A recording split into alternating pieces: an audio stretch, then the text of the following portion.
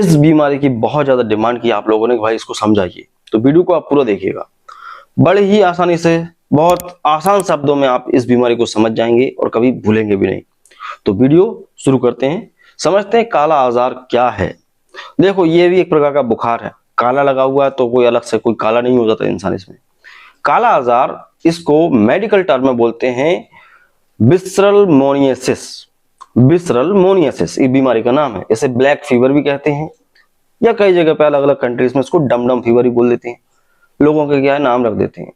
तो अपन कहते हैं विसरल मोनियसिस।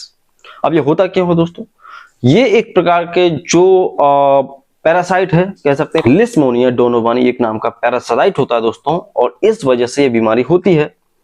और ये बिल्कुल बिल्कुल कह सकते हैं आप मलेरिया की जैसी होती है। मलेरिया नहीं होती है, लेकिन नियर टू बाय मलेरिया होती है। सिम्टम्स कुछ कुछ मलेरिया जैसे लगते हैं। तो लिस्मोनिया डोनावानी के द्वारा हो रहा है। तो ये लिस्मोनिया डोनावानी आपके शरीर में पहुंचता कैसे? एक मक्खी है दोस्तों, जैसे बोलते हैं सैंड फ्लाई, ये इसको कैरी करती है, आपके खाने पीने की चीजों पे इसको लाके छोड़ देती है और आप इसको कंज्यूम कर लेते हैं। आपके शरीर में डोनावानी, लिस्मोनिया डोनावानी फैल जाता है, अंदर जाके पैरासाइट बनता है, अपना ग्रोथ करना शुरू कर देता है। तो इस तरह से ये फैलता है काला आजार। तो ये बच्चों में, बूढ़ों में, किसी को भी हो सकता है। थोड़ी सी गंभीर समस्या होती है, क्योंकि इसको अगर आप ट्रीटमेंट नहीं कराएंगे तो इसमें भी पॉसिबल कि ये जान ले सकती है बीमारी। ठीक है, क्योंकि देखो बुखार होता है और इसमें जान चली जाती है आदमी की, इसलिए इसको काला आजार बोल देते हैं, क्योंकि रिस्की है, डेंजर है। तो देखो मलेरिया है, वो भी डेंजर है, लेकिन मलेरिया में 90% लोग बच ही जाते हैं।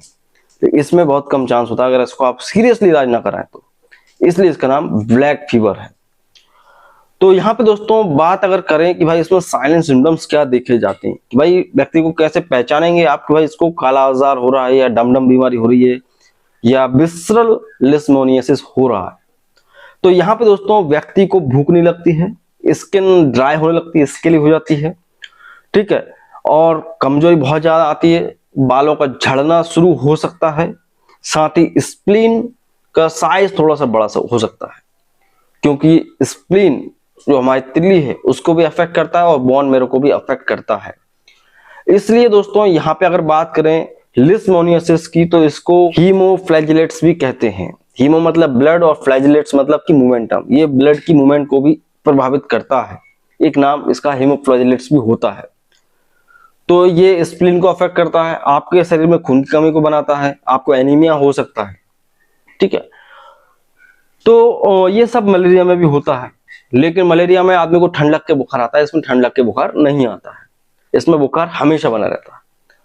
तो ये है इसके कुछ साइन एंड सिम्टम्स, और ब्लड टेस्ट कराते हैं तो पता चल जाता है कि भाई इसमें जो है विसरल मोनियसिस के पैरासाइट्स तो नहीं है, या लिस्मोनिया डोनावानी के पैरासाइट तो नहीं है। ये सब जांचों से पता चल जाता है। यहाँ पे दोस्तों अगर बात करें ट्रीटमेंट की, तो देखो ट्रीटमेंट बहुत जरूरी है। आदमी को भर्ती रखना पड़ता है, सुबह शाम बोतलें चढ़ाई जाती हैं पानी की, DNS RL ये सब पानी की कमी दूर करने के लिए। पैरासिटामोल भी चलाते हैं दोस्तों बुखार को कंट्रोल करने के लिए, और साथ ही कुछ anti fungal drugs, anti microbial drugs भी चलती हैं। देखिए एम्फेटोरिसिन भी आता है दोस्तों, वो चलाया जाता है, या कीटोकोनाजोल की 200 mg की टैबलेट्स भी चलती है। और दोस्तों यहाँ पे पेंटोमिडिन 300 ये भी चलता है, ये एक एंटी माइक्रोबियल ड्रग होता है। इनको 5 से 6 दिन तक, हफ्ते भर तक चलाया जाता है व्यक्ति को, जब तक व्यक्ति ठीक ना हो। और कुछ सिम्टोमेटिक ट्रीटमेंट दे सकते हैं, जैसे कि PPI ड्रग्स, एंटासिड वगैरह ये सब चला सकते हैं।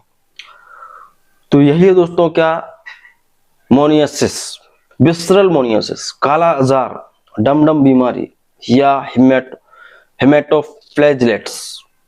तो आई होप आप इसके बारे में समझ गए होंगे। वीडियो आपको अच्छा लगा तो प्लीज लाइक करो, चैनल को सब्सक्राइब करो।